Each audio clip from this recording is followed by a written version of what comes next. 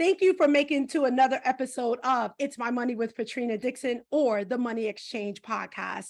It's Patrina Dixon, your It's My Money lady. I'm so happy that you're here with me again. As you know, I teach personal finance and I call it the financial foundations, teaching you how to budget, where to save, how to use credit responsibly, and how to make money on the side with side hustling. And with me today, I have a guest by the name of Larry Sprung. What's up, Larry? Hey, Patrina, how are you? Thanks for having me. I'm well. I want to jump in. I watched this video on your website about Mitlin Money. Talk to me a little bit about that name and how that came about because I think it's a beautiful story. Oh, so the firm's name is Mitlin, and our podcast is Mitlin Money Mindset. So where Mitlin, the name of the firm, came from, and the namesake is a mashup of my mom's name, Linda, Lin, and my wife's grandfather, Mitchell, MIT, who, two great human beings, great values, really well liked and loved by their communities and their families.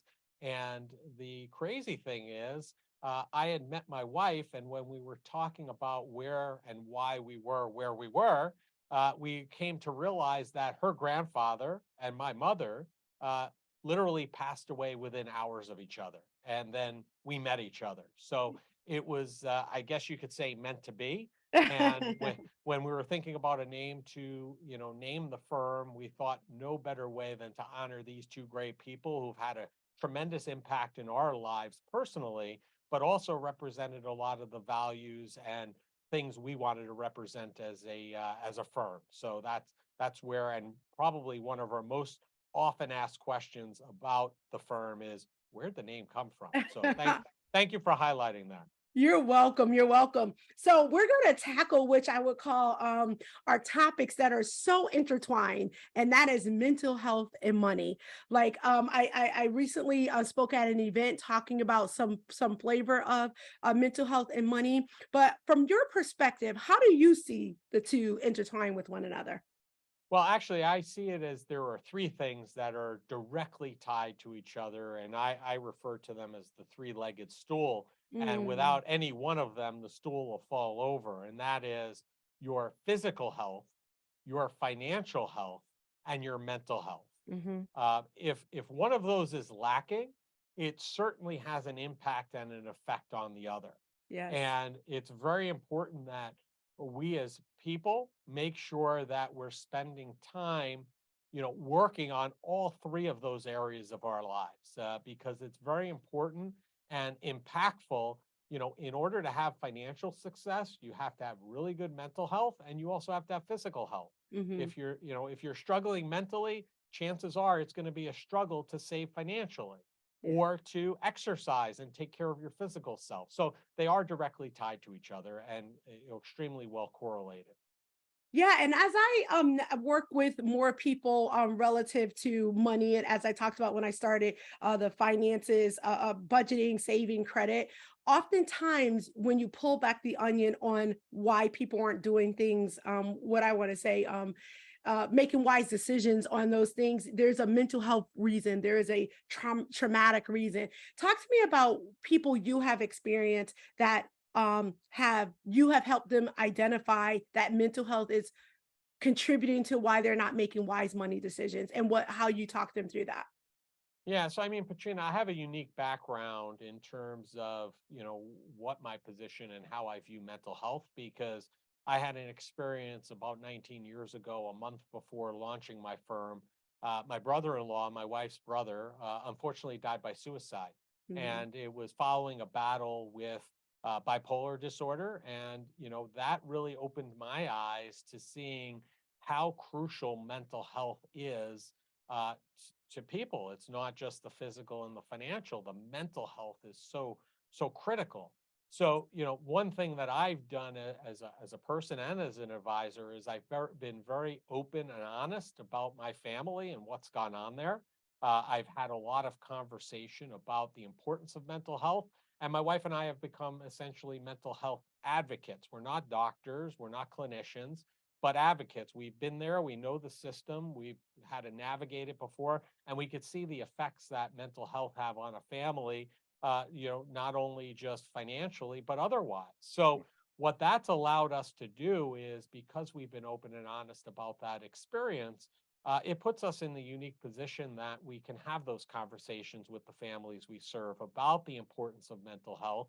And in turn, what that does is make them feel comfortable that if they are struggling, they inform us and let us know and bring it to our attention. It's not something that they feel uncomfortable having that conversation, because we know they know we understand it and we've been there ourselves. So, Yeah. I think there are a couple of things directly to your point, right? Is we have to have the families that we work with feel comfortable enough that if they are struggling, and many times it's not like a permanent situation, it's not some mental illness that's going to be long term. In many cases, it's just some kind of short term mental health event. Maybe they've Hmm. changed jobs, maybe they're buying a house, maybe they're starting a family. Maybe all three of those things are going on at the same time, Yeah. causing mental stress. So it's important that they know that the lines of communication are open. They can have those conversations with us and bring it to our attention. And if not, they also feel comfortable that if we tried to probe a little bit further about something that's going on, and seeing if they are okay, because we feel it's okay to not be okay, and it's Hmm. okay for us to ask if they're not okay, that they're going to be comfortable enough to share that with us so we could actually figure out why whatever is going on in their life financially or otherwise, why it's actually going on. Yeah, absolutely. One, I want to say sorry about your loss. And I can't even imagine that. And however, I love how you and your wife are not using, that's not the right word, how that experience is allowing you to help others. So thank you both for doing that. I'm a mental health first aider, and I didn't get that credential, if you will, because of the work that I do, but it's definitely helpful in the work that I do because one, I'm able to identify, things that I may have not been able to identify without that training. So because I too believed in that three-legged stool that you talked about. So before we go any further, people want to know, like, who is Larry? We talked about the name of and how you got started, but tell them a little, before we go forward, a little bit about why you're in the space of money and money mindset. Yeah, well, first and foremost, who I am is I'm a husband to Denise of 20 plus years, and a father to Zach and Jeremy, my two boys. I'm a huge hockey enthusiast. Many times, if I'm not in the office, you could probably find me at a rink. And I happen to be in the wealth management profession. And kind of what led me here is another event in my own personal life. I had a mom that at the age when I was 12 or 13, my mom was in her early 30s, was diagnosed, early mid 30s, was diagnosed with cancer. And I saw how that affected the family. And she, had a 13-year or so battle with the disease. Hmm. And I saw what my dad went through. And, in terms of at that time, he was a New York City school teacher, and he also had what would now be called a side hustle. He had his own Mhm. business, but I like to say he had a side hustle before they even had the word side hustle. Before it And was a hashtag. yeah, yeah. And he also taught in the evening. So, he was working a lot. He was, providing for the family. We weren't wealthy by any stretch, not poor. We were, solid middle class. But, one thing I realized as I was growing up is he did not have a financial advisor. And Mm. he didn't have somebody to kind of build a game plan off of. So, in the event somebody got sick, how would they navigate that? Have certain things in place in case somebody were ill.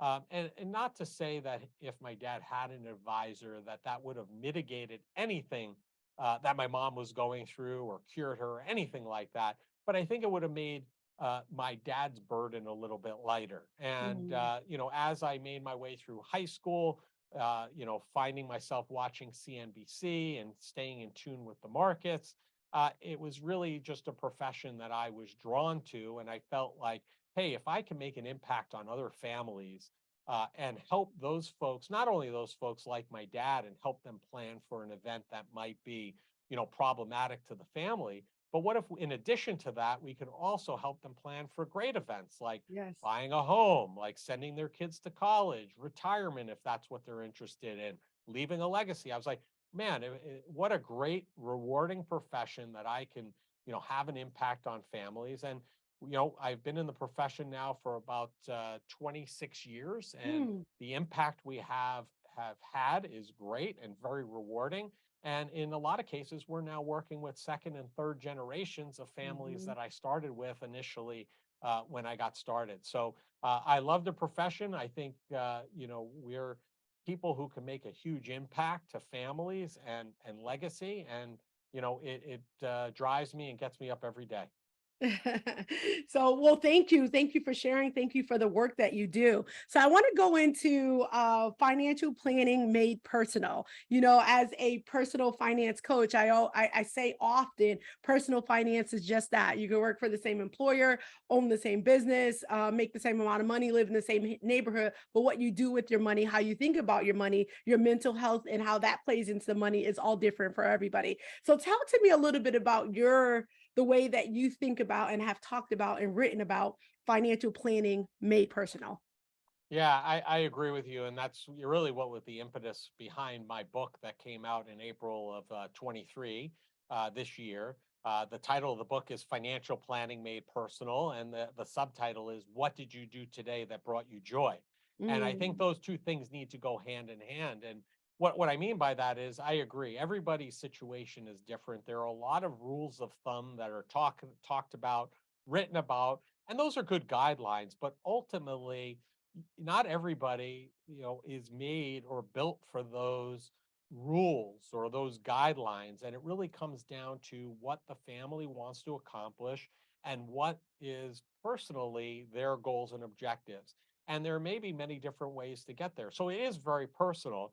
And I yes. think where the, what did you do today that brought you joy comes from is I think that gets forgotten in the process quite a bit. And what I mean by that is, many people don't approach the financial planning process. They won't, connect with somebody like you or somebody like me because it seems onerous, burdensome, and something that's not a fun process. Mhm. And in many cases, they're right. But what I think they have to focus on is they have to think about, well, what are you going to do that brings you joy? And meaning, instead of thinking about the planning, instead of thinking about the sacrifice of saving money or reducing debt, think about what you're looking to accomplish and the joy you're going to accomplish from it. So, for Mhm. example, if a family is saving for their child's education, don't think about the sacrifice you're making today to put that money in their 529 plan or wherever you're investing those funds. Think about the joy you're going to receive when you see your child walking across the stage Yes. receiving their diploma. Yes. If you're thinking about buying a second home, think about where that home's going to be and the joy you and your family are going to get from that home. And when you Yes. start thinking it from in terms of the joy that you're going to receive, it makes it much more engaging, something and a process that you want to go through, that you're understanding, you have a very good understanding of why which is the first chapter, understanding your why, find your why, understanding why you're sacrificing perhaps income today for later and what that joy is going to be from as a result of you doing the planning and following through on it. So I think those two things are, play hand in hand. Yeah, and I'm smiling right now for those that are watching us and those that are listening. Maybe hopefully you can hear. I'm gonna talk through why I'm smiling.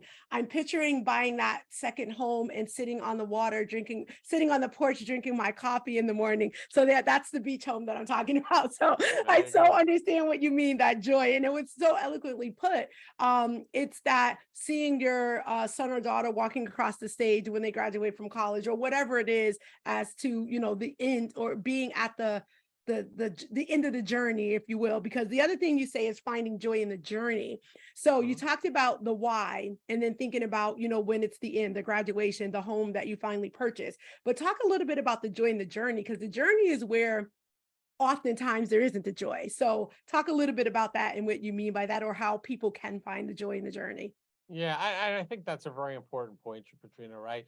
We think about the end and that joy at the end, but none of us want to completely sacrifice what we're doing today or what we're doing until then to wait for that delayed gratification. There's got to Mm. be joy along the way, because Yes. as I know from my mom's situation, my brother-in-law's situation, time is short, Mhm. and it can be shorter than you think. Yes. And you may not have as much time as you think you have. You know, Mhm. that's up to a greater power, let's Yes. say, than us. So Yes. it's important to get the joy along the way. So one thing that really irks me is, like, when you hear financial pundits, if you will, talking about, oh, well, if you didn't go to Starbucks every day and you took that money and you added it up and you put it in a Roth IRA, at the end of 30 years, you could have an extra $20,000 or 30, whatever the number is. The Mhm. reality is, maybe you're somebody who truly gets a lot of joy from having that cup of Starbucks or that cup of coffee sitting on your porch, and you get a lot of joy out of it. Yeah. So do it. As long as it fits into your plan, Budget. as long as Yes. it fits into your budget, and Yes. you're not sacrificing anything significant in the future, then Yes. do it. And the Exactly. coffee is probably one of the smaller representations of that joy, but Mhm. maybe it's a vacation, Yes. right? Maybe it's spending time with your family, maybe it's spending time with your parents. Whatever that is, as long as it's planned for, Yes. budgeted for, and you're not having a significant impact on your future, then do it. Because again, Absolutely.